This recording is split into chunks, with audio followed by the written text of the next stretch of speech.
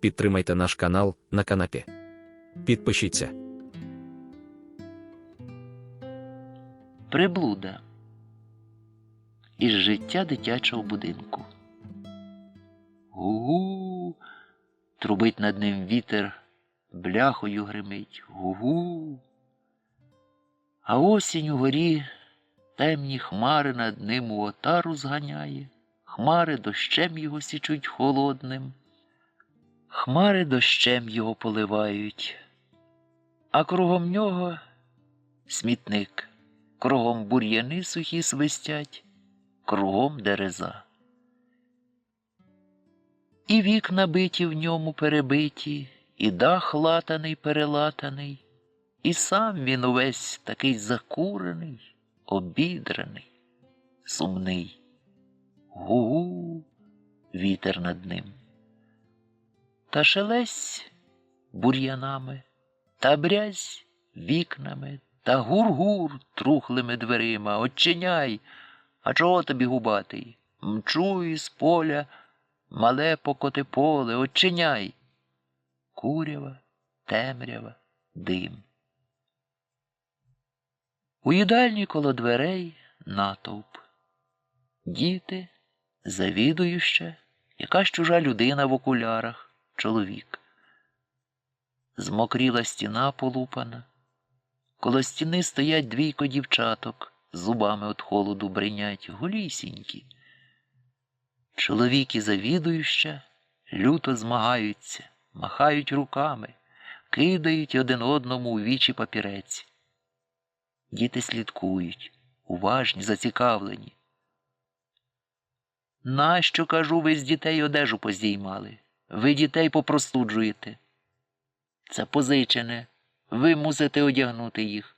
Я вам сказала, що я не маю де їх діти. В будинок я не візьму їх. А де я їх діну? Де? Озвірився чоловік. Третій день вожуся з будинку в будинок. У мене сили вже немає. На розвіту ведіть, завідуюча. Ведіть уже самі, я водив. Слухайте сюди. Ви можете щонебудь розуміти чи ні? Будинок на 30 душ. У мене їх 90. У мене заразні хворі. У мене по троє сплять на одному ліжку. У мене ні білизни, ні чобіт. У мене хліба, ні кришки. Про мене хоч на вулицю їх повикидайте. І виведу. От голісіньких і випроваджу, та й побачимо, хто буде за це відповідати. Дівчатка винувато і злякано переводили очі з одного на другого. Почувши це, одна вплач, друга вплач. Завідуюча зиркне їх, позгиналися, аж посиніли. Не втрималась і в сльози. Чоловік в окулярах, користуючи момент, папірець на стіл, продерся поміж дітьми і, нашвидку витираючи на лиці піт, югнув у двері. Діти, що слідкували, в регіт. Завідуюча, схлипуючи, одягає гостей у якесь шмаття і присягається комусь. Ні одного більше, ні лялечки, хоч там що, краще втечу. Дівчата сміються, ляскають у долоні і дражнять хлопців, співають: на городі качата, роди, Боже, дівчата, а хлопців не роди, бо то самі іроди. За гомоном та стукотнявою нічого не чути, за курявою нічого не видно. В кутку коло груби низка головок, як разок намиста.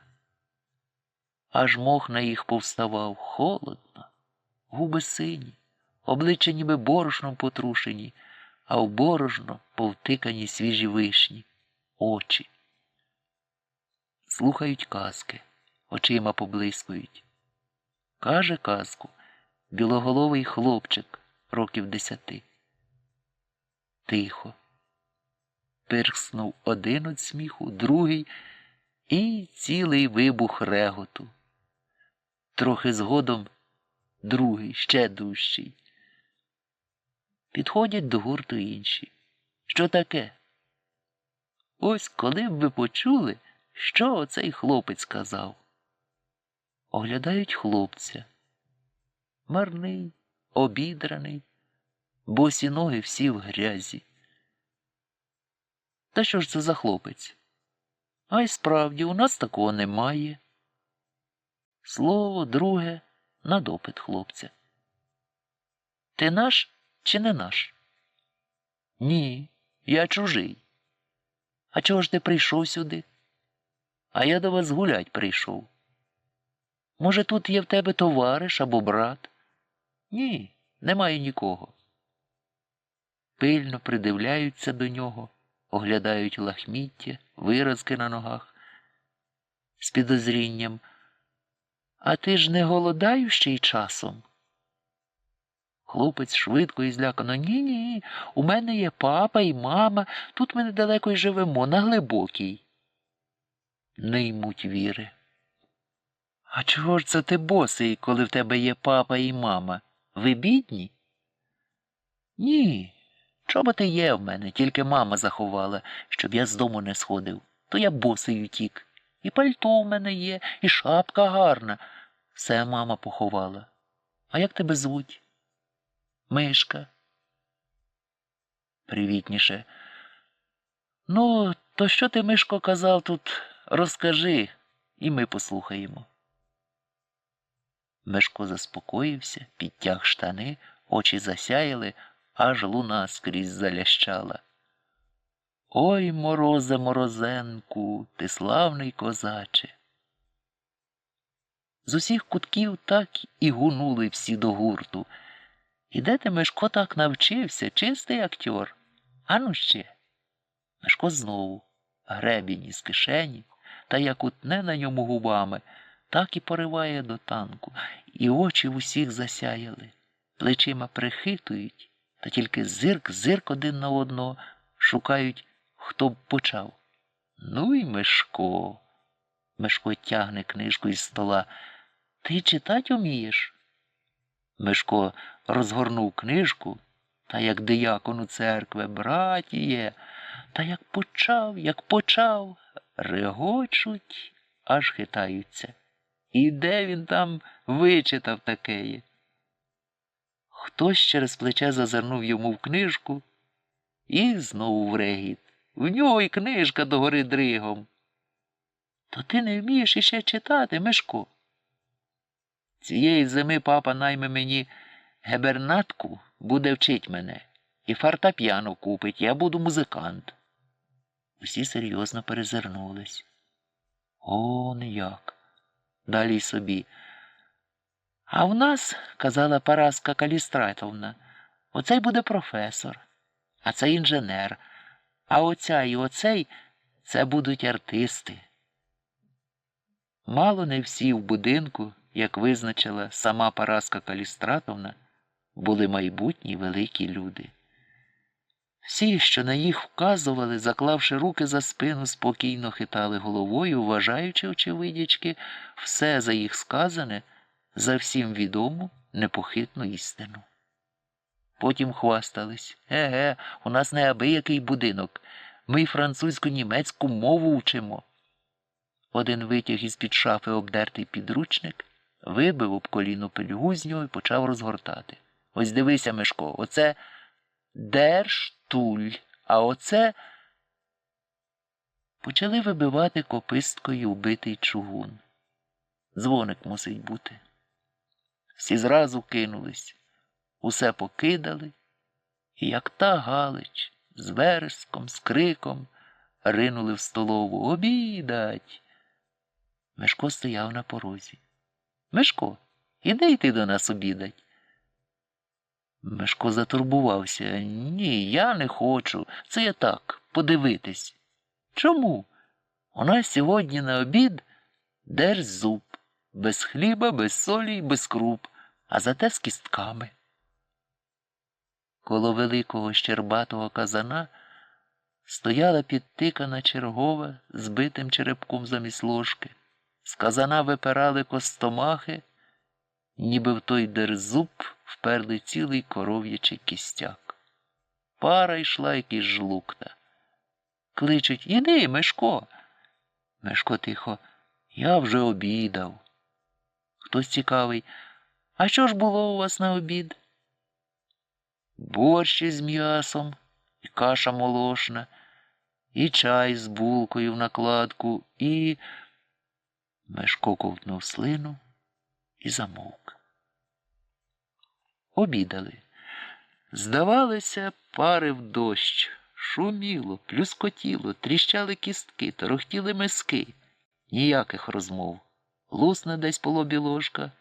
Хтось із малих кусне сусіда за ухо, короткий виск і знову до роботи. Мешко стояв, схилившись на одвірок, нахмурений. Все отхиляє у бік голову, ніби на той обід, і дивитися не хоче. Тільки в горлі у нього кавкало, мов би глитав великі камінці. Надворі звечоріло. Засвистів, заплакав у холодній грубі вітер, загрюкала на будинку бляха, заторохтіли крупи у биті вікна, зацокотіла малеча зубами. «Гріться!» Почали стрибати в довгої лози, в кобили, хлопці спершу, а далі дівчата. Двоє з хлопців тягнули в кімнату кілька дощок із сусіднього паркана. Тут аж на підлозі пиляють, рубають, кришать на тріски. Незабаром у панському, напівзруйнованому каміні запалали дрова. Збилися до каміна, як циганчата. Цілий день бігав Мишко з хлопцями, як свій. Носив казаном воду від криниці, лагодив двері, підмітав, гомонів, сміявся. Стемніло, зажурився, стоїть самотній коло вікна, смутно дивиться на темні вікна, мне свою брудну, благеньку будьонівку із зіркою. А вітер гу-гу-гу за вікнами, аж мурашки поза спиною. За гомоном про нього було забули, далі хтось побачив. «Гляньте, Мишко й досі в нас». «Мишко, як же ти додому підеш? Чуєш, що то на дворі?» «Там десь, певне, твій папа та мама скрізь бігають та шукають тебе». Мишко низько схилив голову. Один, ближче до нього, придивився. Котяться дві сльозини в Мишка, як той горох по лицю. Та він, сукин син, чи не голодаючий?» Мишко затулився драним рукавом і гірко заплакав. «Я безпритульний». Всі от каміна обступили, дивляться. От тобі й папаша з мамашею. От тобі й каша з молоком і чай в накладку з булкою. Старші суворо до нього. «Чому ти зразу не казав цього? Нащо брехав?» Мишко витер до сухого очі полою, насунув свою будьонівку на голову, важко зітхнув, мовчки пішов до дверей. Стало жаль. «Куди ж ти, Мишко? Ми ж тебе не виганяємо, завжди». Що ж його робити? Почали щось поміж собою шепотіти. Хтось із дівчат голосно запротестував. «Хто його знає, що воно за хлопець? Може, обікраде вночі, як той босяк Володькін, та й утече». Один спалахнув. «Та яке ти маєш право так на нього казати? Ти докажеш?» Галя спохватилася. «Та я ж не на нього, я так тільки». «Так тільки, босяк. А ми хто такі? Хіба ж ми не такі, як і він?» «Та я ж не на нього казала. Чого ти причепився?» У того вже загорівся якийсь жаль. «Босяк. Та може він кращий за нас усіх у мільйон разів. Може він артист-музикант буде. Розумієш ти, голова? Може, з нього якась Моцарта вийде пролетарська. От що». «Товариші, нараду». На раду зібралися старші. В спальні, в темному кутку. Малеча на варті. Радили на диво тихо, діловито і коротко. Вирішили днів скілька передержать Мишка потайки в будинку. Далі, коли трохи покращує стан, улучити на гідний момент і всією бурсою прохати Параску Калістратовну прийнять хлопця до гурту. Сподівалися, що буде, як і раніше бувало, покричить, посердиться, а далі заплаче і прийме. Вони вже добре знають її реву. Ну, Мишко, тепер катай під ліжко, бо швидко, мабуть, вернеться наша плаксуха з міста. Недовго вагаючись, Мишко тільки захурчав, куди показали. Далі вистромив голову, моргає весело й бадьоро. Товариші, пошамать би чого-небудь трошки. Нема ж, Мишко, нічогісінько. Може, чого завідую ще привезе на вечерю, тоді принесемо. Мишко, мені що-небудь, аби не нудило. От, скажемо, у казані я бачив 2 кістки лежать. Дівчата назбирали, принесли пелену кісток, принесли якесь шмаття. Ось тобі, Мишко, барахло, замотайся гарненько в нього, бо холодно буде. Коли чого буде треба, гукни, сам не вилазь. Товариші, коти з спальні, здається, шумить, гримить наша Параска. Висока, огрядна, в мужичих чоботях, голос, як труба, і йде, як буря. Зранку гасала по установах, змагалася, прохала, сварилась, аж схрипла. Приперла на плечах пудів зо 2 борошна і трохи пшона. Прийшла, мотається сюди-туди, забула, що вже дома, не говорить, кричить. Недурно, видно, досталося те борошно. Семенові промивали ногу, Валі міряли температуру. Та чому сміття не винесене? Вікно хто розбив? А книжка чого-то під столом? Староста! Староста! Летіла в спальню, світить каганцем. О, я так і знала. Ліжка не заслані, кімната не провітрена, бруд, сморід. Черговий! Спинилась посередині й дослухається. Далі люто. Черговий! Черговий! Скільки разів я казала, щоб не пускали собак у помешкання. Хто черговий? Вбігає черговий. Вижене мені зараз собаку, і щоб було це в останній раз. Якого собаку? Тут собак немає у нас. Не базікай, роби, що велю. Тут собак немає, а отож хто кістку під ліжком гризе? Черговий прикусив язика, почухав голову. Далі певніше, та то вам, мабуть, почулось. Собака якась була розумна. Замовкла. Один по одному на допомогу черговому збіглося гурт. То почулося. То, може, так що? Та то, мабуть, пацюк, догадався хтось. Всі в один голос. Так і є, пацюк. Учора Андрій убив одного черевиком. Здорового. Дивиться на дітей, віри не діймає, чогось поблискують тривожно очі. Далі рішуче. А лиш каганця посвіти мені. Нагнулась до одного ліжка, до другого. Далі повертає суворе лице до дітей. Сором. А оце, що лежить під ліжком? Візьми щітку і зараз мені вижени. Змовкли. До чергового. Ну, кому я кажу? Черговий не взяв щітки, нагнувся до ліжка і смутно. Вилазь, Мишко, засипались. З-під ліжка висувалась біляста нестрижена голова, червоне однапруге лице. Параска Калістратовна плеснула в долоні і отступила. Що це? Це вже нового знайшли. Зразу, як по команді, оточили її з усіх боків резонери, жалібниці, філософи. Параско Калістратовна. Це не простий хлопець, це найкращий за нас усіх, роботящий, слухняний. І далі з жаром. Це буде Моцарта. Дивиться. Яка Моцарта? Артист, музика. Якби почули, як співає, як грає. Ми його як-небудь, долі. Затулила уші, кричить і слухать не хочу. Мене під суд, мене в чеку за це є. Ми тут кубло зарази розведемо, мене живцем з'їдять за це. Сіпають за поле, за руки, та ви ж подивіться, який він марний. Ось яке на ньому шмаття, гляньте.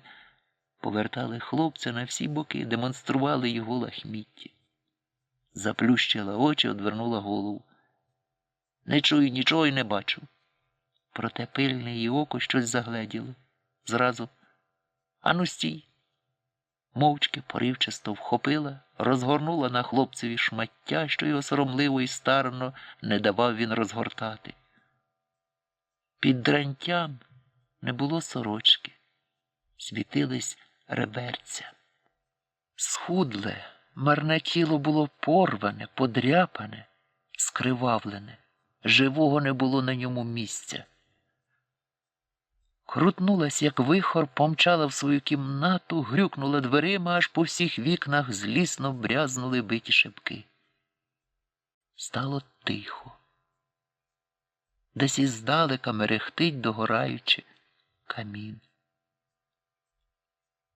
Коло дверей завідуючий гурт. Один щільно припав щокою до дверей, зазирає в щілинку. Всі дух затаїли, ждуть. Швидко одвів від дверей голову, очі блищать, радісний, і стиха: не журися, Мишко, діло, здається, буде. Реве.